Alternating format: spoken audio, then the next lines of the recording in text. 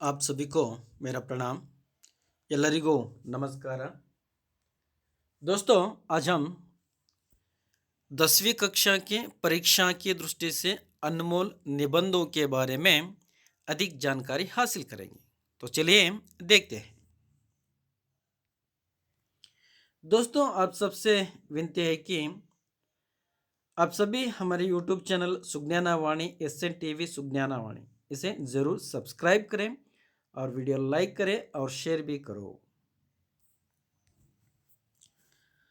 10ನೇ 9ನೇ ಮತ್ತು 8ನೇ ತರಗತಿ हिंदी प्रबंध लेखन समय का महत्व, कर्नाटक संपदा, जनसंख्या की समस्या।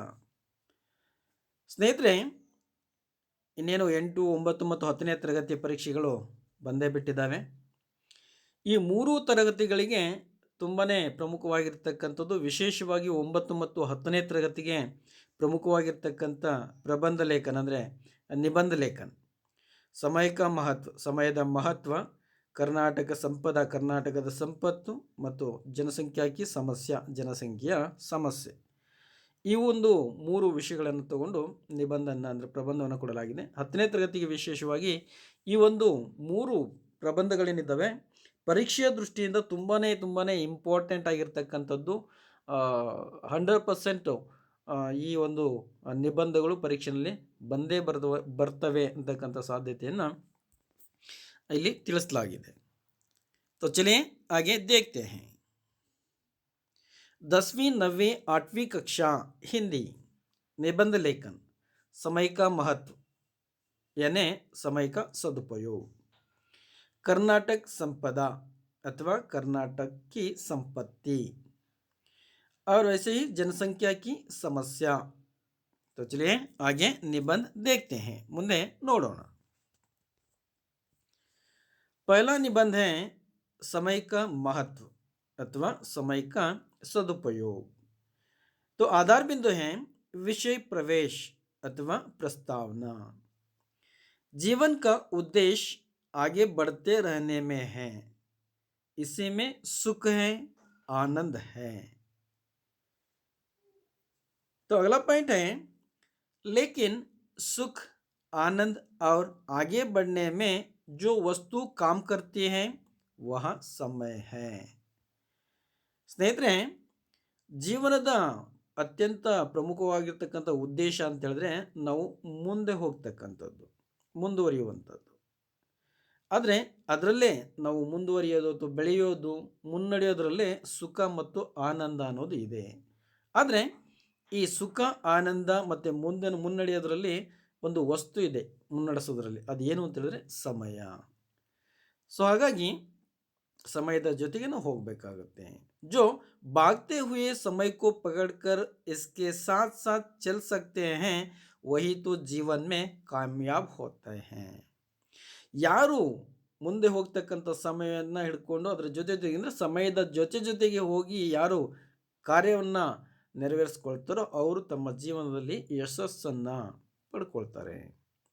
वस्तुतः समय का सदुपयोग ही सफलता की कुंजी है.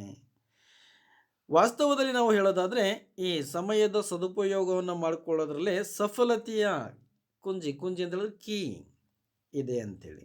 ನಾವು ಯಾವಾಗ ಸಮಯದ ಜೊತೆಗೆ ಹೋಗಿ ಕೆಲಸವನ್ನು ಮಾಡ್ತೀವೋ ಆಗ ಸಫಲತೆ ಅನ್ನೋದು ನಮಗೆ ಸಿಕ್ಕೇ ಸಿಗುತ್ತೆ.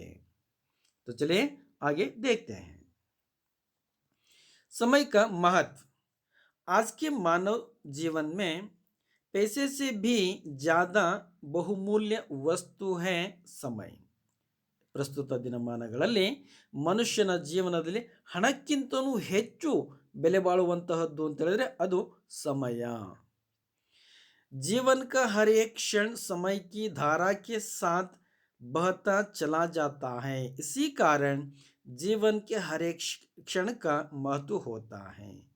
ಜೀವನ ಅಂತಕ್ಕಂಥದ್ದು ಪ್ರತಿಯೊಂದು ಕ್ಷಣನೂ ಕೂಡ ಈ ಸಮಯದ ಜೊತೆಗೆ ನಾವು ಕಳೀತಕ್ಕಂಥದ್ದು, ನಡೀತಕ್ಕಂಥದ್ದು ಇರುತ್ತೆ. ಹಾಗಾಗಿ ನಮ್ಮ ಜೀವನದ ಈ ಒಂದು ಕಾರಣದಿಂದಾಗಿ ನಮ್ಮ ಜೀವನದ ಪ್ರತಿಯೊಂದು ಕ್ಷಣನೂ ಕೂಡ, ಪ್ರತಿಯೊಂದು ಸೆಕೆಂಡು ಕೂಡ ತುಂಬಾ ಮಹತ್ವಪೂರ್ಣವಾಗಿರ್ತಕ್ಕಂಥದ್ದು. ಇದು ಸಮಯದ ಮಹತ್ವ. तो आगे देखते हैं अगला पॉइंट.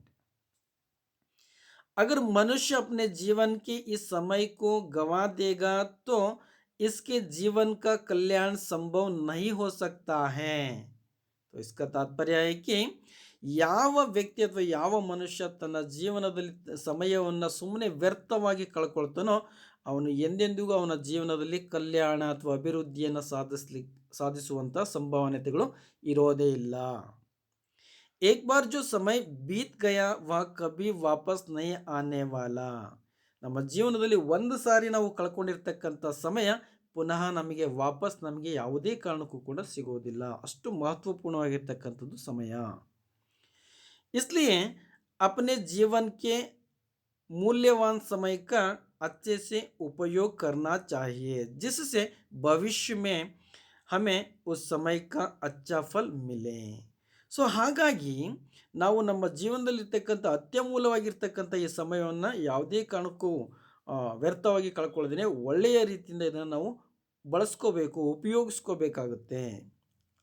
ಹಾಗೆ ಮಾಡಿಕೊಂಡಾಗ ಮಾತ್ರ ಭವಿಷ್ಯದಲ್ಲಿ ನಮಗೆ ಆ ಸಮಯದ ಒಳ್ಳೆಯ ಪ್ರತಿಫಲ ಸಿಕ್ಕೇ ಸಿಗುತ್ತೆ। अगला आधार बिंदु है तो देखते हैं उपसंहार। समय का सदुपयोग करने के लिए हर मनुष्य को अपने दैनिक कार्य के लिए एक ರೂಪರೇಖಾ बनाना चाहिए। ಸಮಯ ವ್ಯರ್ಥವಾಗಬಾರ್ದು, ಸಮಯದ ಸದುಪಯೋಗ ಆಗಬೇಕು ಅಂತ ಹೇಳಿದ್ರೆ ಪ್ರತಿಯೊಬ್ಬ ಮನುಷ್ಯನು ಕೂಡ ತನ್ನ ಜೀವನದಲ್ಲಿ ಏನು ಮಾಡಬೇಕು, ದಿನಚರ್ಯೆಯನ್ನು ಇಟ್ಕೊಂಡಿರಬೇಕು, ಒಂದು ಟೈಮ್ ಟೇಬಲನ್ನು ಇಟ್ಕೊಂಡು ಜೀವನವನ್ನು ನಡೆಸಬೇಕಾಗತ್ತೆ। ಅವನು ಮಾಡ್ತಕ್ಕಂಥ ಪ್ರತಿದಿನದ ಕೆಲಸ ಕಾರ್ಯಗಳಿರ್ತವೆ, ಅದಕ್ಕೆ ಒಂದು ರೂಪುರೇಷೆಯನ್ನು ಇಟ್ಕೊಂಡು ಕೆಲಸವನ್ನು ಮಾಡ್ಕೋಬೇಕಾಗತ್ತೆ। ಆಗಿದ್ದಾಗ ಮಾತ್ರ ಸಮಯದ ಸದುಪಯೋಗ ಅಥವಾ ಸದ್ವಿನಿಯೋಗ ಆಗಲಿಕ್ಕೆ ಸಾಧ್ಯತೆ ಇರುತ್ತೆ।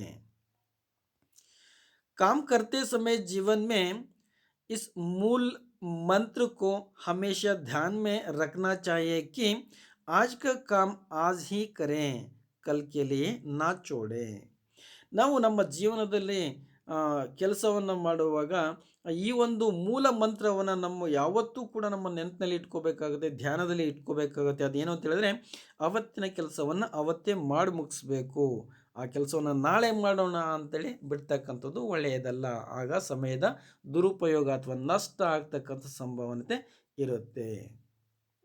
ಸೊ ಈ ರೀತಿಯಾಗಿ ಈ ನಿಬಂಧವನ್ನು ಕೊಟ್ಟರೆ ಈ ರೀತಿಯಾಗಿ ನೀವು ಬರೀಬೇಕಾಗುತ್ತೆ।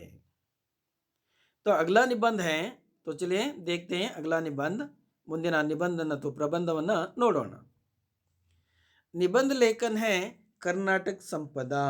ಕರ್ನಾಟಕ ಸಂಪದ ಗದ್ಯಪಾಠಕ್ಕೆ ಸಂಬಂಧಿಸಿದಂತಹ ಒಂದು ನಿಬಂಧ ಆಗಿದೆ, ಪ್ರಬಂಧವಾಗಿದೆ। तो चलिए देखते हैं। विषय प्रवेश। कर्नाटक की प्राकृतिक सौंदर्य नयन मनोहर है।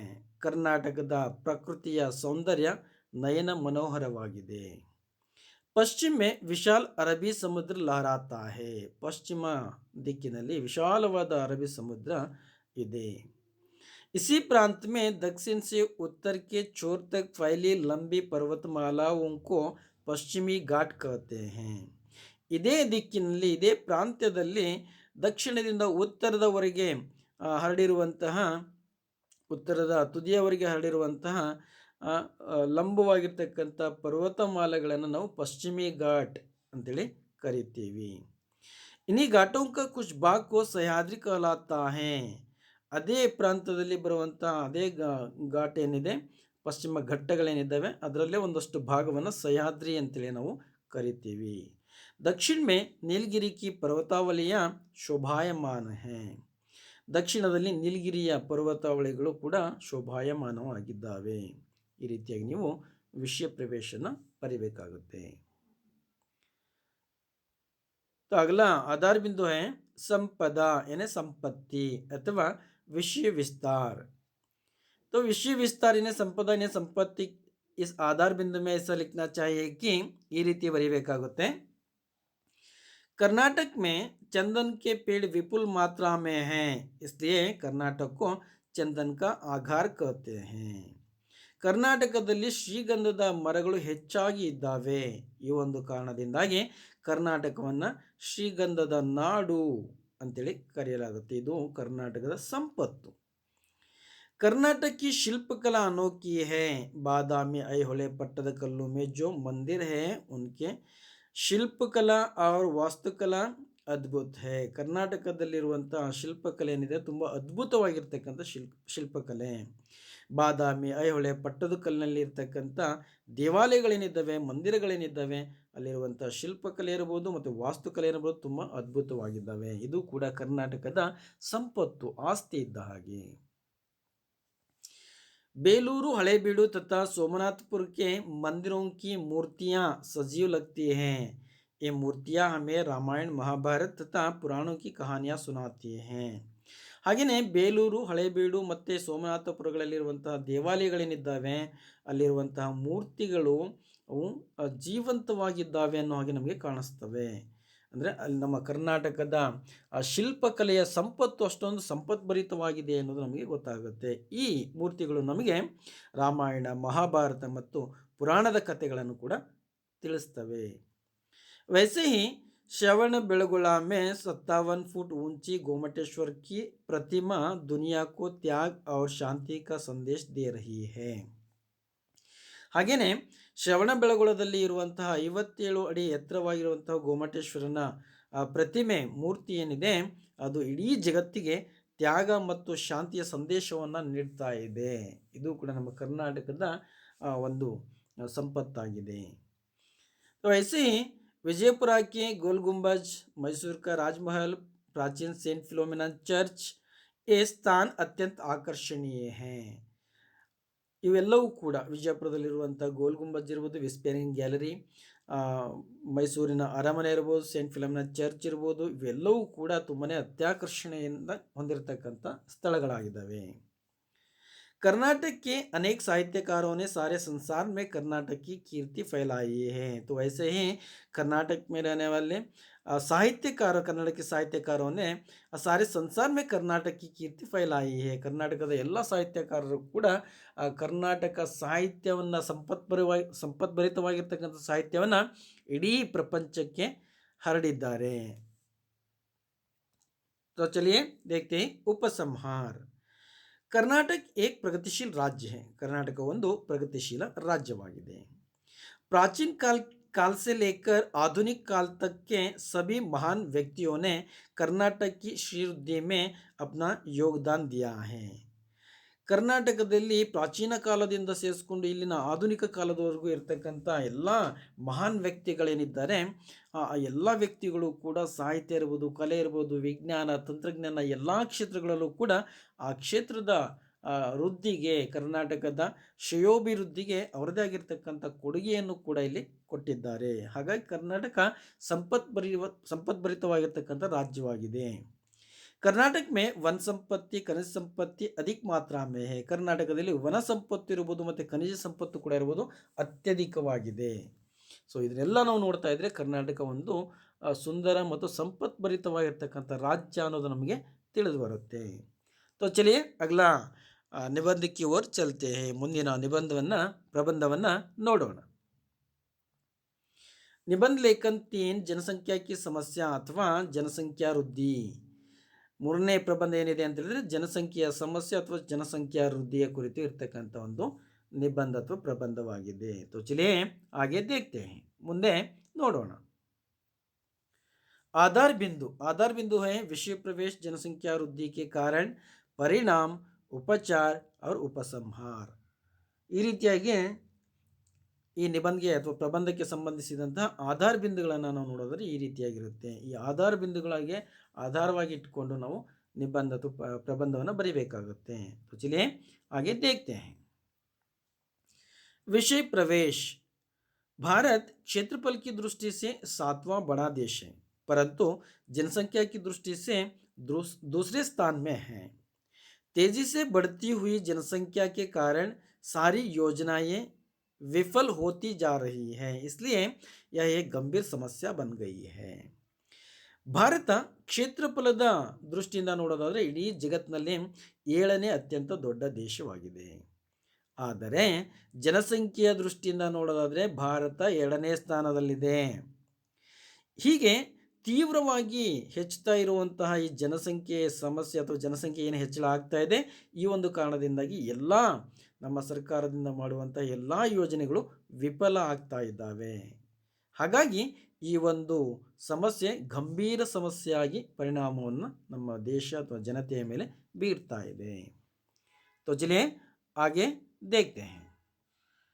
अगला आधार बिंदु है ಜನಸಂಖ್ಯಾ ವೃದ್ಧಿಗೆ ಕಾರಣ.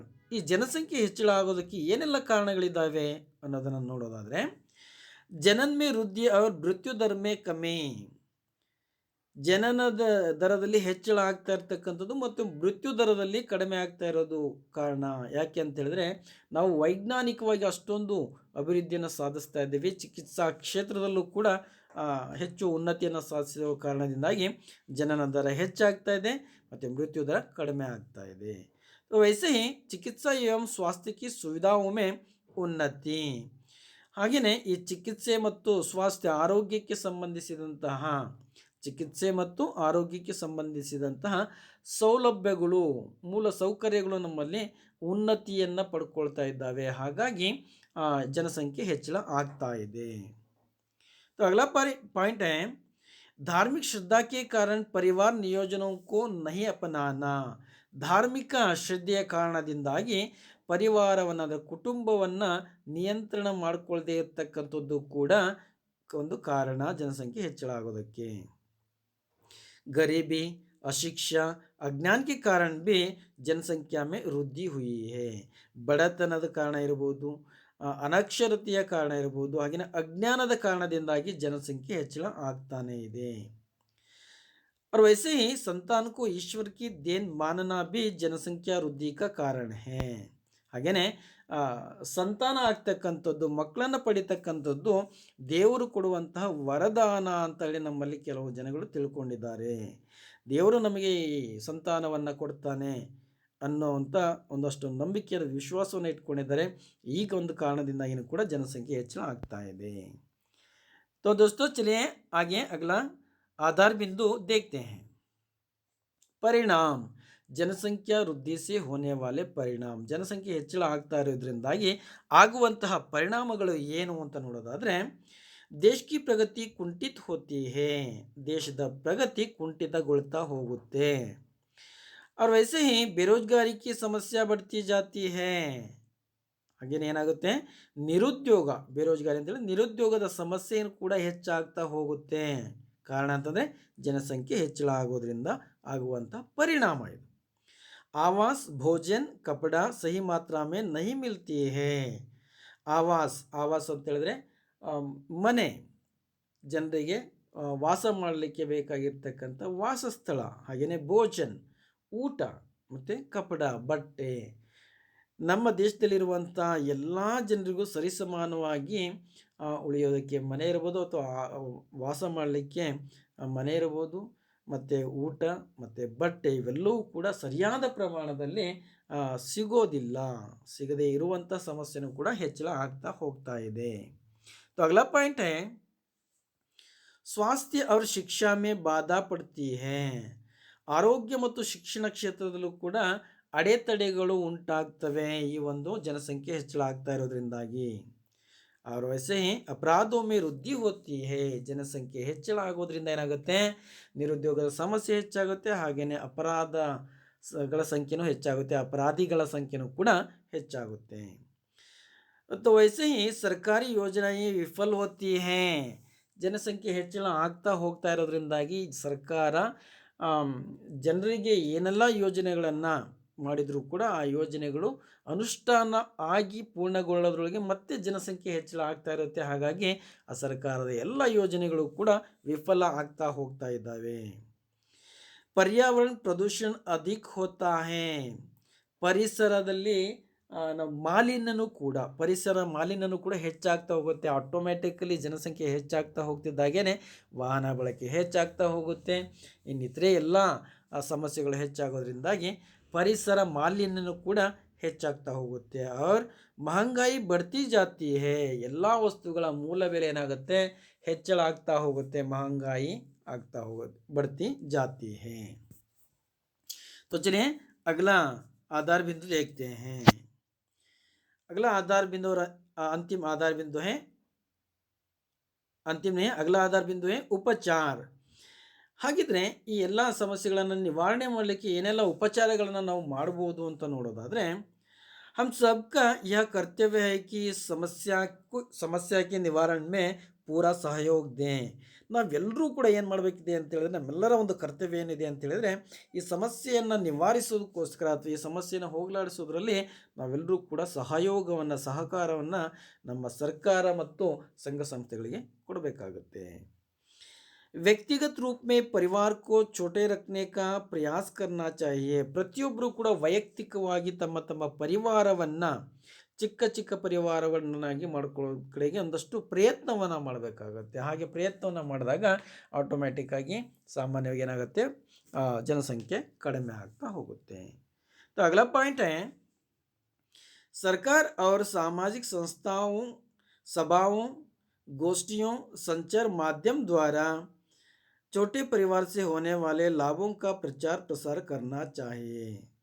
ಈ ನಮ್ಮ ಸರ್ಕಾರ ಮತ್ತು ಸಾಮಾಜಿಕ ಸಂಸ್ಥೆಗಳೇನಿದ್ದಾವೆ ಇವುಗಳು ಸಭೆಗಳನ್ನು ನಡೆಸುವ ಮೂಲಕ, ಗೋಷ್ಠಿಗಳನ್ನು ಮಾಡುವ ಮೂಲಕ ಮತ್ತು ಸಂಚಾರ ಮಾಧ್ಯಮಗಳ ಮೂಲಕ ಚಿಕ್ಕ ಪರಿವಾರಗಳನ್ನು ಹೊಂದೋದ್ರಿಂದ ಆಗುವಂತಹ ಲಾಭಗಳನ್ನು, ಏನೇನೆಲ್ಲ ಲಾಭಗಳು ಆಗ್ತವೆ ಅನ್ನೋದನ್ನು ಪ್ರಚಾರ ಪ್ರಸಾರವನ್ನು ಆ ಮಾಧ್ಯಮಗಳ ಮೂಲಕ ಮಾಡಬೇಕಾಗತ್ತೆ. ಆವಾಗಲೂ ಕೂಡ ಒಂದಷ್ಟು ಜನರು ಎಚ್ಚೆತ್ತುಕೊಳ್ತಾರೆ, ಜಾಗೃತರಾಗ್ತಾರೆ. ಹಾಗಾಗಿ ಒಂದಷ್ಟು ಜನಸಂಖ್ಯೆ ನಿಯಂತ್ರಣ ಆಗುತ್ತೆ. तो अगला आधार बिंदु है उपसंहार. अंतिम आधार बिंदु है उपसंहार. तो उपसंहार में ऐसा लिखना चाहिए कि जनसंख्या की वृद्धि देश के विकास में बड़ी बाधा है.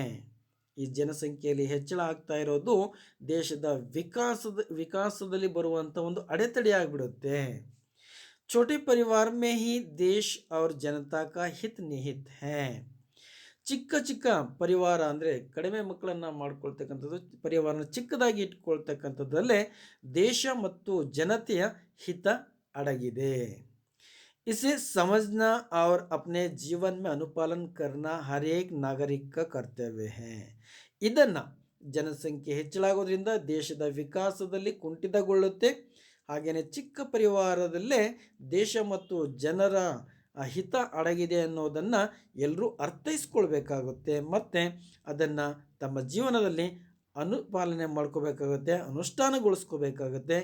ಹಾಗೆ ಮಾಡ್ಕೊಳ್ತಕ್ಕಂಥದ್ದು ನಮ್ಮ ದೇಶದ ಪ್ರತಿಯೊಬ್ಬ ನಾಗರಿಕನ ಕರ್ತವ್ಯ ಆಗಿದೆ. ಸುಖಮಯ ಜೀವನ ಕಾ ಯಹ ಸಾರ್ ದೋ ಬಚ್ಚೋं का हो परिवार. ಸುಖಮಯವಾದ ಜೀವನನ ನಾವು ಯಾವತ್ತು ನಡೆಸ್ಬೋದು ಅಂತ ಹೇಳಿದ್ರೆ, ಯಾವತ್ತು ನಮ್ಮ ಪರಿವಾರ ಅಥವಾ ಕುಟುಂಬ ಚಿಕ್ಕದಾಗಿರುತ್ತೋ ಆವಾಗ ಸುಖಕರವಾಗಿರ್ತಕ್ಕಂಥ ಅಥವಾ ಸುಖಮಯವಾಗಿರ್ತಕ್ಕಂಥ ಜೀವನವನ್ನು ನಡೆಸ್ಬೋದಾಗಿರುತ್ತೆ. ಇಲ್ಲಿಗೆ ಈ ಒಂದು 3 ನಿಬಂಧ ಅಥವಾ ಪ್ರಬಂಧಗಳು ಮುಕ್ತಾಯ ಆಗುತ್ತೆ. ಮುಂದೆ ನೋಡೋಣ. दोस्तों, आप सबसे विनती है कि हमारे YouTube चैनल सुज्ञानवाणी SNTV सुज्ञानवाणी, इसे आप सब ज़रूर सब्सक्राइब करें. आप सब ज़रूर सब्सक्राइब करें और वीडियो लाइक करें और शेयर भी करो. ಎಲ್ಲ ಸ್ನೇಹಿತರು ನಮ್ಮ ಯೂಟ್ಯೂಬ್ ಚಾನಲ್ ಸುಜ್ಞಾನವಾಣಿಯನ್ನು ಸಬ್ಸ್ಕ್ರೈಬ್ ಮಾಡಿ, ಹಾಗೆಯೇ ವಿಡಿಯೋವನ್ನು ಲೈಕ್ ಮಾಡಿ ಮತ್ತು ಶೇರ್ ಕೂಡ ಮಾಡಿ. ಹಾಗೆಯೇ ಈ 3 ನಿಬಂಧ, ಅದರಲ್ಲಿ ಒಂದು ನಿಮ್ಮ ಟೆಕ್ಸ್ಟ್ ಬುಕ್ನಲ್ಲಿ ಕೊಟ್ಟಿರ್ತಕ್ಕಂಥ ನಿಬಂಧ ಆಗಿರುತ್ತೆ, ಮತ್ತೊಂದು ನಿಮ್ಮ ಟೆಕ್ಸ್ಟ್ ಬುಕ್ನಲ್ಲಿ ಇರುವಂಥ ಪಾಠಕ್ಕೆ ಸಂಬಂಧಿಸಿದಂಥ ನಿಬಂಧ ಆಗಿರುತ್ತೆ, ಮತ್ತೊಂದು ಒಂದು ಜನರಲ್ ಆಗಿ ಕೊಟ್ಟಿರುವಂಥ ಒಂದು ನಿಬಂಧ ಆಗಿರುತ್ತೆ. ಅದು ಕೂಡ ನಿಮಗೆ ಒಂದು ಪದ್ಯದ ರೂಪದಲ್ಲಿ ನಿಮ್ಮ ಟೆಕ್ಸ್ಟ್ ಬುಕ್ನಲ್ಲೇ ಇದೆ. ಹಾಗಾಗಿ ಈ 3 ಕೂಡ ಪರೀಕ್ಷಾ ದೃಷ್ಟಿಯಿಂದ SLC ವಿದ್ಯಾರ್ಥಿಗಳಿಗೆ ತುಂಬಾ ಪ್ರಮುಖವಾಗಿರ್ತಕ್ಕಂಥ ನಿಬಂಧ ಆಗಿರುತ್ತೆ. ಎಲ್ಲರೂ ಚೆನ್ನಾಗಿ ಪ್ರಾಕ್ಟೀಸನ್ನು ಮಾಡಿ, ಅಭ್ಯಾಸವನ್ನು ಮಾಡಿ, ಪರೀಕ್ಷೆಯಲ್ಲಿ ಬಂದೇ ಬರುತ್ತೆ. ಚೆನ್ನಾಗಿ ಬರೆದು 4 ಅಂಕಗಳನ್ನು ಪಡ್ಕೊಳ್ಳಿ. आप सभी को धन्यवाद. ಎಲ್ಲರಿಗೂ ಧನ್ಯವಾದಗಳು.